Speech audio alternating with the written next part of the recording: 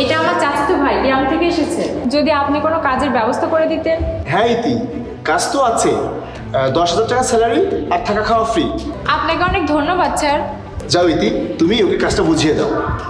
দেখেছিস ভাই, আমি তোকে বলেছিলাম না ছাড় অনেক ভালো মানুষ। তুই আসতে না আসতে তোর কাজটা হয়ে গেল। চল আমি তোকে কাজটা বুঝিয়ে দিই।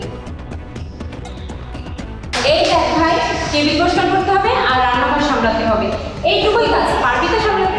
হ্যাঁ বুঝলাম আপু, 10,000 টাকা বেতন একটু কম হয়ে যাচ্ছে না? কম হবে কেন, 10,000 টাকা তো যথেষ্ট পরিমাণে। তার উপরে থাকা খাওয়া ফ্রি, সব মিলিয়ে তো 19-20 হাজার হয়ে যাবে। তার উপরে তো তুই গ্রাম থেকে এসেছিস, হুট করে তোকে কে কাজ দেবে? কেউ কাজ দেবে না। হ্যাঁ আপু, তা তো ঠিক। ওইসব বাদ দে, কাজে মন দে। এই নে ভাই, তোর প্রথম মাসের বেতন। থ্যাংক ইউ আপু। টাকা গুনে নিলি না? আরে তুমি দিয়েছো যখন তখন ঠিকই আছে। আচ্ছা, তুমি কি সবার বেতন দাও নাকি? হ্যাঁ, আমি সবার বেতন দেই, কারণ স্যার কাজে অনেক ব্যস্ত থাকে আর স্যার আমাকে ভরসাও করে। আমি গত 4 বছর ধরে এখানে কাজ করি। সব টাকা তোমার হাতেই থাকে? তুমি চাইলে তো এর মধ্যে থেকে কিছু টাকা বের করে নিতে পারো। কি বলছিস তুই এসব? আজ কয়দিন ধরে দেখছি তোর মুখ বেশি চলছে।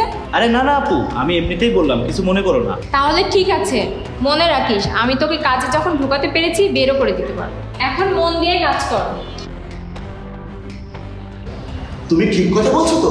হ্যাঁ স্যার, আমার মিথ্যা বলে কি লাভ বলুন তো? জি স্যার, বলুন, আমাকে ডেকেছেন? হ্যাঁ ইতি, আমি তোমার কাছ থেকে এটা আশা করিনি।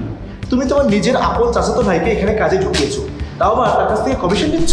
ওর স্যালারি থেকে অর্ধেক টাকা কেটে নিয়েছো তুমি। না না স্যার, আমি কোনো টাকা কেটে রাখিনি। ওর বেতন 10,000 টাকা, আমি ওকে পুরো টাকাই দিয়ে দিয়েছি। না স্যার, এই দেখুন, আমাকে যদি 10,000 টাকা দেয় তাহলে এখানে কেন 5,000 টাকা? আর 5,000 টাকা কোথায় গেল? স্যার আমাকে বিশ্বাস করুন, ও মিথ্যা কথা বলছে। আমি ওকে 10,000 টাকাই দিয়েছি, আর আমি আপনার এখানে অনেকদিন ধরে কাজ করি। কিন্তু ওর কাছে তো প্রমাণ আছে, তোমার কাছে কি কোনো প্রমাণ আছে? না স্যার, আমার কাছে কোনো প্রমাণ নেই। তাহলে আমি তোমাকে কিভাবে বিশ্বাস করব? দেখি টাকাগুলো দাও। আজ থেকে আমার রেস্টুরেন্টে তোমাকে আর কাজ করতে হবে না, তুমি এখান থেকে চলে যেতে পারো। আরে নাও তুমি, এই টাকাগুলো রাখো, সব স্টাফদের মাঝে ভাগ করে দিও। আর আজ থেকে রেস্টুরেন্টে ইতির যত কাজ ছিল সব তোমাকেই করতে হবে। ঠিক আছে স্যার।